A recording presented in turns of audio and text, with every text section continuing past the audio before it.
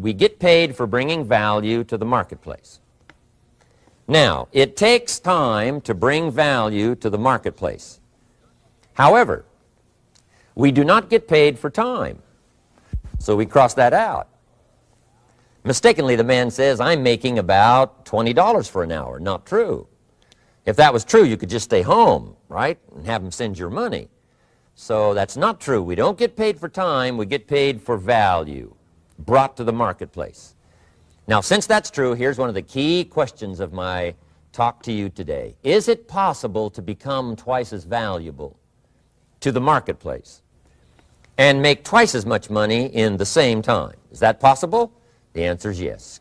Could you become 3 times as valuable as you might be right now to the marketplace and make 3 times as much money in the same time? And the answer is yes. 5 times, 10 times? Of course. America is unique. It's a ladder to climb. It starts down here, let's say, at $5 an hour, and it keeps going up. Top income last year, $80 million. The guy who runs Coca-Cola. Now, that's a heck of a ladder. That's why everybody wants to come here, right? The boat people are not headed for Vietnam. People haven't plotted and schemed for 50 years saying if I could just get to Poland, everything would be okay. Not true. Everybody wants to come to America. And the reason is because we've got the best wind ever blowing in our favor. We've got the best economic opportunity anybody's had in 6,500 years. And all you have to do is understand it and take advantage of it. Now, there's some key questions to ask here. Why would the marketplace pay someone only $5 an hour? Very simple answer. They're not very valuable to the marketplace. Now, we must underline to the marketplace. This person might be a very valuable brother, yes. Member of the family, valuable, yes. Valuable member of the church, of course. Valuable citizen of the country, yes. Valuable in the sight of God, no doubt. We're all of equal value in the sight of God. But if you're not very valuable to the marketplace, you don't get much money. You say, well, it shouldn't be that way. Well, then you got to start your own country. You know, this one's been in process for 200 years, and this is the best we've been able to come up with so far. But here's the key. You don't have to stay here. Now, there was a big debate in Congress last year that this $5 was not enough, should be 6, should be 6, should be 6. But we don't need legislation. 6 is already on this ladder. The next step up. You know, if you work for McDonald's, they'll pay you $5 an hour to take out the trash. If you whistle while you take out the trash, they'll pay you $6 an hour. So we don't need that legislation. You just need to take lessons on how to whistle. Have a good attitude. Now, as you begin to climb this ladder, why would the marketplace pay some people $50 an hour? Answer, evidently, they must be more valuable to the marketplace. 10 times more valuable. And is that possible for someone to be 10 times more valuable and earn $50 an hour instead of 5? And the answer is yes. That's what America is all about.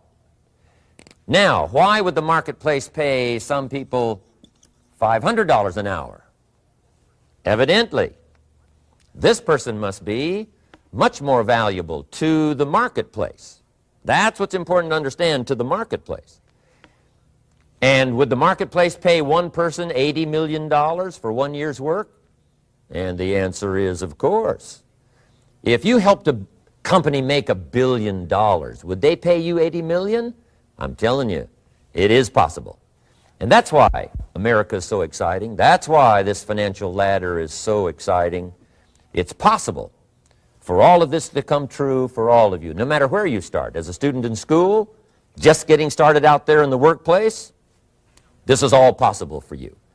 Now, Mr. Schoaf gave me the clue on how to climb this ladder as high as I wanted to climb. Now, we're talking primarily economics here. There's a lot of other ways to become valuable to your family, valuable to your friends, valuable to the community, valuable to the team, right? Valuable to the team effort, valuable to the concert. But here's what he said to me. In climbing this ladder economically, all you have to do is work harder on yourself than you do on your job. Once I heard that, it made sense to me. I kept hoping that everything else would change around me, found out that if I went to work on myself, worked on my skills, worked on my language, if I became better than I was each year, if I grew in skills and language and vocabulary and competence, then I would become attractive to the marketplace. Not very long ago, a company called me and said, Mr. Rohn, we're expanding internationally. We'd like to have a bit of your expertise to help us. Would you give us a bit of your time? We'll add some millions to your fortune. And I said, okay. And I thought later, isn't that interesting? They would call me. Then my second thought was, of course they'd call me. Who else would they call? I can get the job done. Now, what a contrast for me, farm boy from Idaho, raised in obscurity, parents of modest means, broke when I was 25.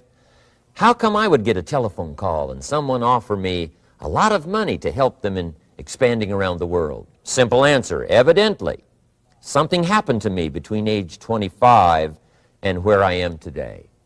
And I can tell you where it all started.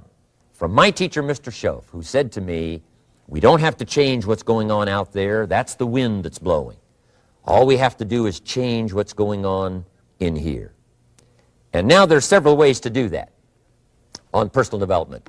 And let me give you those ways. Here's the first one. We must learn from personal experience. Pretty simple. Learn from what happens to you. Take a look back over the last few months. Did you make some mistakes? How could you correct those for the future? Take a look back over the last year. Have you done it right or done it wrong? Let's correct it for the next year. Learn from your personal experience. Mr. Schoaf asked me when I first met him, he said, Mr. Rohn, how are you doing? You've been out there now 6 years. And I said, I'm not doing very well. He said, I suggest you not do that anymore. What a simple, swift analysis to my situation. He said, if you keep doing it, the next 6 years will be like the last 6. You don't want that to happen. Let's make the changes. So learn from your personal experience. Now here's number 2, why I came to share this video experience with you today. And that, I call it OPE, other people's experiences. That's me, other people. That's your teacher, other people. That's your friends and colleagues, other people. The people you meet that can pass along to you their experiences, what's happened to them, the mistakes they made, how they corrected them, how they changed their health and changed their bank account and changed their income and changed their future. That's it, other people. Now there's 2 kinds of people to learn from. One is failures. It's too bad failures don't give seminars, right? That would be valuable. Bring your notebook, have them tell you how they lost it all and threw it all away, threw their health away and threw their friendships away and things didn't work out well. That would be valuable. But now then we must also learn from positive, people that have done well. They've got the health, and so we ask them, how did you become so healthy? They've got the skills, so we ask them, how did you become this skillful? They've got the income, so we ask them, how did you get here in such a short period of time? So now here's what's important in personal development. In learning from other people, we learn, number 1, by observation. We learn what we see. We watch people that are successful in what they do. In sports, we watch their disciplines. In business, we watch their disciplines. By observation, what we can see. The reason I created this video is something that you could see someone's experiences translated for you. Second, we learn by what we hear. I've got some of my lectures on cassette tapes, so you can take them with you wherever you go and learn by listening. Turn your car into a mobile classroom and listen. And then listen to the sermon on Sunday morning. Listen to the lectures. Listen to the teacher. Listen to someone who's got something good to say. And then number 3 is vitally important on personal development, and that is read all the books you can possibly read in your lifetime. Mr. Schoaf got me started on my library. I've got one of the better libraries. Haven't read everything in it, but I feel smarter just walking in it. My library. At least I was smart enough to buy it. Now I got to be smart enough to read it. And then, of course, I got to be smart enough to decide what's valuable and then do it. But this one is very important. Become a good reader. Some books that helped change my life. Mr. Schoaf recommended, of course, the Bible. And my parents made sure I was a pretty good scholar by the time I was 18. That's been so beneficial for me, drawing from those illustrations. reading about those stories, people who made it and people who didn't make it and what the difference was. And then other books that helped to really change my life. One called Think and Grow Rich by Napoleon Hill. And then a book that helped me become financially independent by the time I was 31. And that book is called The Richest Man in Babylon by George Clason. And I'm going to share a little bit of that book with you when I get to financial independence today, our third subject.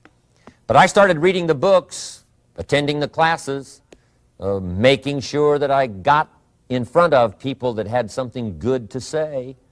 And then I started keeping a journal. One of the major things my teacher taught me was to keep a journal. He said, don't trust your memory. If you hear something good, just make a little note and write it down. Now, at first I took, notes on pieces of paper and torn off corners and backs of old envelopes. And it didn't serve me well, thrown in a drawer. Then I learned to keep a journal, a bound copy of all my notes. So I would suggest you do the same. Things that impress you, a poem that impresses you. When you attend a class, some of the ideas that impressed you, jot them down. You read something in a magazine, right? Some ideas. Take those out, put them in your journal. Keep a good journal the rest of your life. This will serve you well. My journals make up a significant portion of my own library. And if you saw my library and saw my journals, I tell you what you'd have to say. This is the library, and these are the journals of a very serious student. No wonder Mr. Rohn is invited to lecture and speak on his experiences around the world. So I want the same thing to happen to you. Value captured that you can resort to later, go back over it and review it, and let it become valuable to you. So that's my first subject, personal development. Work harder on yourself than you do on your job. Develop the skills, learn the lessons, take the classes, absorb all that is being taught to you these days. And then later on, of course, you can sort it out, what's valuable to you and how to refine it for your business and for your life and for your future. But the main thing is to get it and start this process of personal change, personal development. And let me say it one more time. If you will change, everything will change for you. You'll never be the same. You'll keep growing. As you look back on a few months, look back on a few years, you won't believe the progress you can make. Economically, your relationship with your family, your friends, and whether you're in sports or economics or whatever, I'm telling you, that whole process of committing yourself for personal change, personal value, can really make your life unique and worthwhile.